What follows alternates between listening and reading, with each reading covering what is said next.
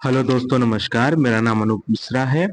मैं आप सभी के सामने आपके यूट्यूब चैनल लर्न विथ हल्का में हार्दिक स्वागत करता हूं। आइए दोस्तों, हम सब चलते हैं आज के शिक्षक जगत से जुड़े समाचार और रोजगार के मुद्दों को देखते हैं कहाँ क्या क्या समाचार आया है।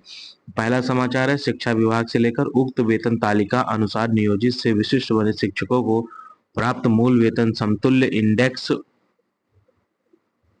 से अगले इंडेक्स पर जारी किए जा रहे प्रपत्र में वेतन निर्धारण कर दिया जाएगा, अर्थात 28,550 वाले का 28,840। यही प्रक्रम सभी स्नातक ग्रेड विशिष्ट शिक्षकों पर वर्तमान समय अनुसार लागू कर दिया जाएगा। सक्षमता 2 फिलहाल विभाग के नजर में है, जो वेतन विसंगति का प्रमुख कारण हो सकता है। ठीक है दोस्तों, आइए देखते हैं क्या क्या इसमें दिया गया है। पहली से पांचवी के हैं तो 25,000 है, तो फिर 28,000 6 से 8 का, और उसके बाद अगर 6 से 8 के वरीय शिक्षक हैं तो 30,000, 9 से 10 का 31,000 बेसिक पे, 11 से 12 का 32,000 और वरीय है तो 34,000 रुपये। इस तरीके से फिर साल दर साल बढ़ता जाएगा। ठीक है दोस्तों, अब आइए अगले समाचार की तरफ चलते हैं। अगला समाचार है, सूत्रों के हवाले से बड़ी खबर आ रही है। ये मेरे सूत्र नहीं है, यूट्यूब पर या फेसबुक पर या इंस्टा पर या व्हाट्सएप पर जो चीजें तैर रही हैं उनके माध्यम से मैं ये जानकारी आप लोगों तक पहुंचा रहा हूं। इसकी सत्यता की मैं पुष्टि नहीं करता। खबर है, टीआरई 3 के अभ्यर्थियों को होली से पहले मिलेगी खुशखबरी। जाहिर सी बात है, ट्रेनिंग की या ज्वाइनिंग की खुशखबरी। 9 मार्च को सभी सफल अभ्यर्थियों को मिलेगा नियुक्ति पत्र। सरकार सोच रही है कि 9 मार्च तक सभी सफल अभ्यर्थियों को नियुक्ति पत्र दे दिया जाए।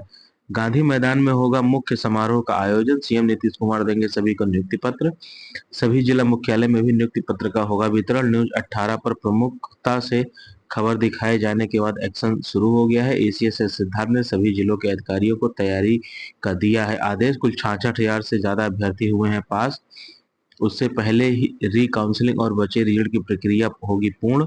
प्राइमरी से लेकर +2 के शिक्षक अभ्यर्थियों को मिलेगा नियुक्ति पत्र। नियुक्ति पत्र के बाद ही ट्रेनिंग में जाएंगे शिक्षक। अब फाइनल रूप से 1 to 5 में 21,911 और 6 से 8 में 16,989, वहीं 9 से 10 में 15,421, वहीं 11-12 में 12,489 को मिलेगा नियुक्ति पत्र दोस्तों। ठीक है, आइए अगले समाचार की तरफ बढ़ते हैं।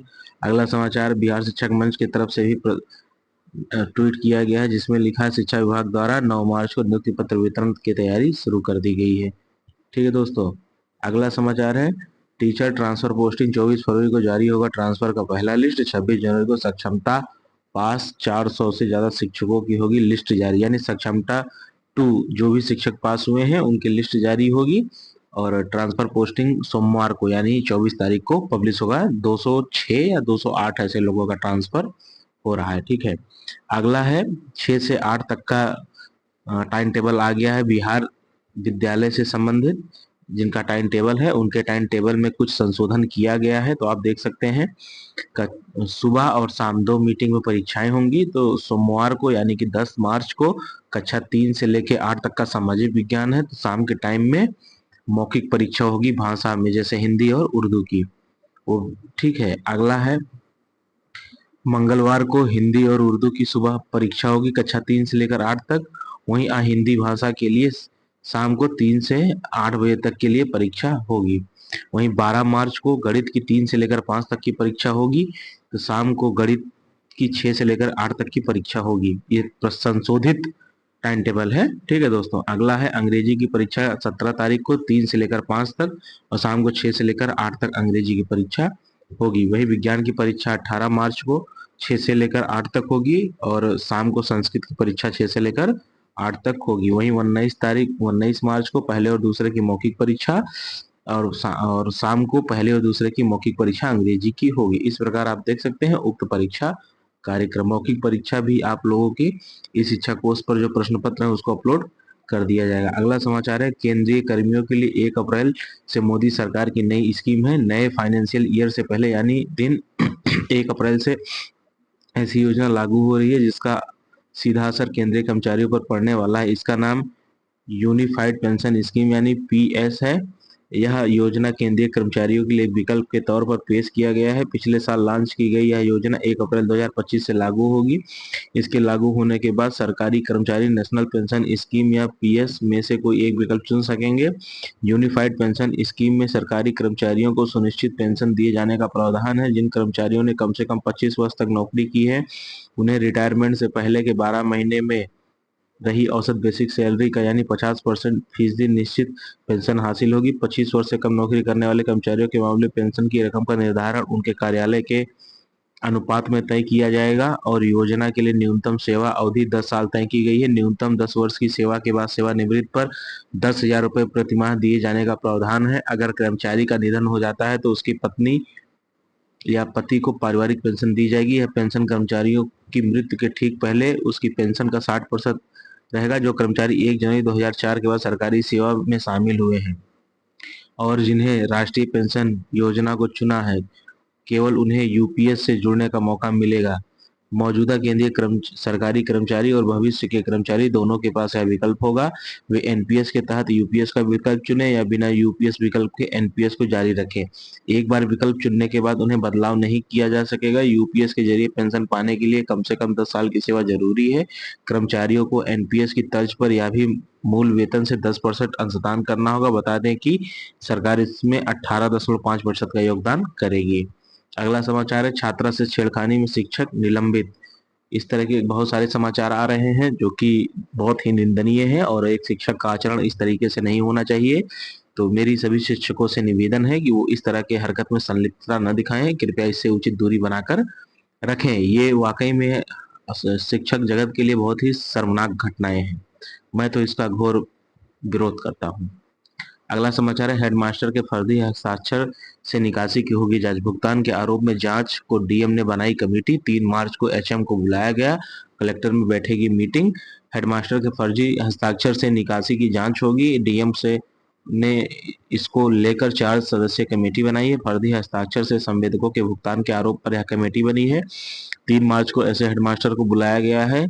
कलेक्ट्रेट में कमेटी बैठेगी। डीएम के निर्देश दिया है कि अपर मुख्य सचिव की 4 अक्टूबर 2023 के आदेश के आलोक में सरकारी विद्यालयों में भौतिक सुविधाओं को उपलब्ध कराने के लिए सबमर्सिबल पंप, बेंच डेस्क, विद्यालय मरम्मती, प्रीफैब और चार दीवारी का निर्माण किया गया। इन कार्यों को लेकर संबंधित प्रधानाध्यापक के द्वारा दिए गए कार्यादेश के आलोक में कार्य संपन्न होने के बाद उनकी अनुशंसा में के आलोक में डीओ कार्यालय से भुगतान किया गया। जिला में आयोजित दिशा सहित अन्य बैठकों तथा दैनिक समाचार पत्रों और सोशल मीडिया की खबरों से बात सामने आ रही है कि प्रधानाध्यापकों के गलत हस्ताक्षर से संवेदकों को भुगतान किया गया है। स्थिति की वास्तविकता जांच को लेकर जांच कमेटी गठित कर दी गई है।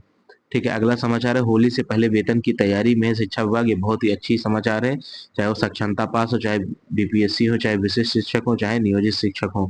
तो जनवरी के पहले सप्ताह में जिले में 4800 विशिष्ट शिक्षकों के विद्यालय में योगदान किया है। उन्हें वेतन भुगतान के लिए पहले प्राण जरूरी है। इसकी प्रक्रिया पूरी करने के लिए युद्ध स्तर पर काम किया जा रहा है। रविवार तक सभी शिक्षकों का प्राण आवेदन डीओ लॉगिन से अप्रूव कर कोषागार में भेज दिया जाएगा। उम्मीद है कि फरवरी तक अधिकांश शिक्षकों की प्राण मिल जाएंगे और इस प्रकार उनके वेतन भी मिल जाएंगे। आइए देखते हैं शिक्षकों की क्या स्थिति है। साक्षरता में सफल शिक्षक 5009 है। काउंसलिंग कराने वाले शिक्षक 4956 है। विशिष्ट शिक्षकों में योगदान करने वाले शिक्षक की संख्या 4816 है। प्राण प्राप्त विशिष्ट शिक्षक सिर्फ 18 ही है। बाकी प्राण के लिए कितने लोगों ने किया, यह सब आप देख सकते हैं। आइए दोस्तों अगले समाचार की तरफ बढ़ते हैं। अगला समाचार, स्कूल में आवंटन के बाद भी नहीं लिया जा रहा है नामांकन।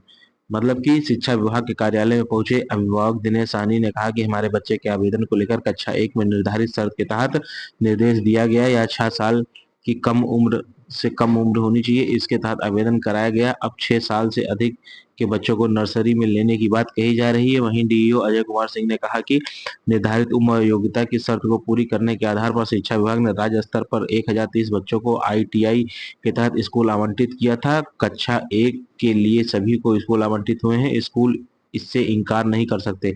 इनकार करने वाले स्कूलों की मान्यता रद्द कर दी जाएगी।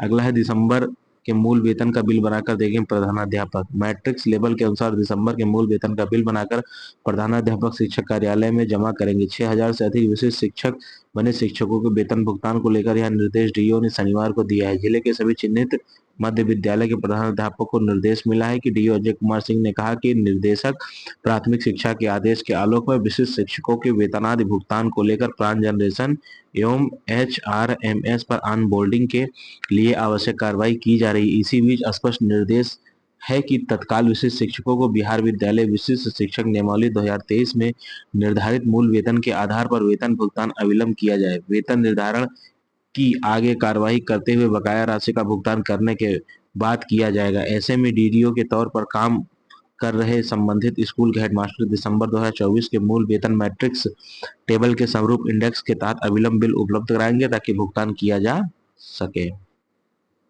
अगला समाचार है, विलंब शुल्क के साथ प्री पीएचडी के लिए 25 तक आप लोग पाटलिपुत्रा यूनिवर्सिटी में आवेदन कर सकते हैं। 25 विषयों के लिए 803 सीटों पर नामांकन हो रहा है। 23 मार्च को आयोजित होगी परीक्षा, तभी मौका है, जल्दी से जल्दी आप लोग जाकर आवेदन कर दें। अगला है, मैट्रिक परीक्षा में 3 परीक्षार्थी निष्कासित, 5 फर्जी परीक्षार्थी पकड़ाए गए। आए दिन ऐसी खबरें समाचार में आती रहती हैं।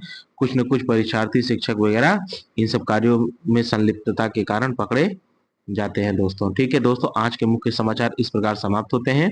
अगर आपको मेरे द्वारा दी गई जानकारी से थोड़ा सा भी लाभ हुआ या थोड़ा सा भी जानकारी मिली हो तो मुझे मोटिवेट करने के लिए कृपया इस चैनल को लाइक करें। अगर आपने वीडियो को देखा है तो आप वीडियो को जरूर लाइक करें, जिससे मेरी बातें ज्यादा से ज्यादा लोगों तक पहुंचे। वैसे भी दोस्तों, मेरा मार्च में बर्थडे है, मेरा टारगेट है कि 1000 सब्सक्राइबर मार्च तक मुझे कंप्लीट कर लेना है। तो कृपया आप सब इसमें मदद करें और सहयोग करें। आगे चलकर ये चैनल आप लोगों की आवाज बनेगा। ठीक है दोस्तों, कृपया चैनल को जरूर सब्सक्राइब करें। आप आप अपने से छोटों को प्यार करें, बड़ों का सम्मान करें, अपना व्यक्तित्व इस प्रकार विकसित करें कि महिलाएं समाज में सुरक्षित, सम्मानित और सहज महसूस करें। जय हिंद, जय भारत, जय बिहार, जय श्री राम।